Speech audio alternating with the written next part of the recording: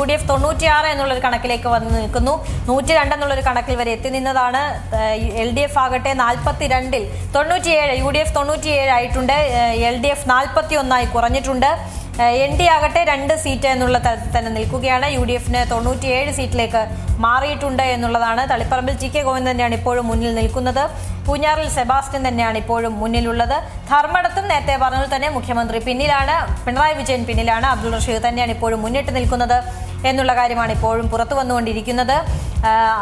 പത്മജ വേണുഗോപാലൊന്നും ചിത്രത്തിൽ വന്നിട്ടില്ല എന്നുള്ളതാണ് അതൊക്കെ എടുത്തു പറയേണ്ടത്. പല ഈ പറഞ്ഞതുപോലെ പ്രമുഖ നേതാക്കളെ നിർത്തിയെങ്കിലും പലയിടത്തും അത്തരം ഒരു തന്ത്രവും ഏറ്റില്ല. BJPയുടെ പല തന്ത്രങ്ങളും പാളിപ്പോയി എന്നുള്ളതാണ്. ധർമ്മടത്ത് ഇപ്പോഴും അബ്ദുൾ റഷീദ് തന്നെയാണ്. അപ്പോഴും 5 ഇടങ്ങളിൽ ഒരു ഘട്ടത്തിൽ മുന്നിൽ വരാനായി കഴിഞ്ഞു എന്നുള്ളത് ചെറുതായി നമുക്ക് കാണാൻ കഴിയില്ല. കാരണം പോസ്റ്റൽ വോട്ട് എണ്ണി തുടങ്ങിയത് മുതൽ 5, 4 അത് മാറി മാറി നിൽക്കുന്ന കാഴ്ചയാണ് നമ്മൾ കണ്ടത്. ഈ 4ാം റൗണ്ടൊക്കെ എത്തിയപ്പോഴാണ് അതിൽ നിന്നൊരു മാറ്റം സംഭവിച്ചത്. ഇപ്പൊ 2ലേക്കോ 1ലേക്കോ ഒരു സമയത്ത് പോലും ഒരിടത്തും ഇല്ലാത്തൊരു സമയം ഉണ്ടായിട്ടില്ല അല്ലെ? 0 എന്നുള്ളത് നമ്മൾ കണ്ടില്ല.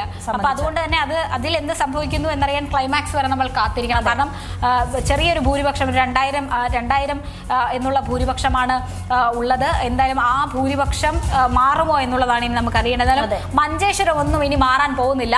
10,000 കാസർഗോഡ് 841 അതിൽ മാറാൻ എന്തെങ്കിലും ഒരു മാറ്റം കാണുന്നില്ല. എന്തായാലും വർക്കല, ആറ്റിങ്ങൽ, ചിറയൻകീഴ്, നെടുമങ്ങാട് അങ്ങനെ എല്ലായിടത്തും ഇവിടെ തിരുവനന്തപുരത്ത് LDFന് ഒരു മേൽക്കൈ ഉണ്ട്. അത് സംഭവിക്കുന്നത് ഇവിടെ മാത്രമാണെന്ന് തോന്നുന്നു. വേറെ ഒരു ജില്ലകളിലും LDFന്റെ മേൽക്കൈയുള്ള മണ്ഡലങ്ങളിൽ പോലും ജില്ലകൾ പോലും തൂത്തുവാരിക്കൊണ്ട് UDF എത്തി എന്നുള്ളതാണ് എടുത്തു പറയേണ്ടത്. അതൊരു വലിയ വിജയം തന്നെയാണ്. 10 വർഷത്തെ ഭരണത്തിനൊടുവിൽ ഇതൊരു ചെറിയ തോൽവി അല്ല. അപ്പൊ എന്താണ് ജനം മറുപടി നൽകിയത് എന്നുള്ളതിന് മറുപടി നൽകേണ്ടി വരും CPM നേതാക്കൾ.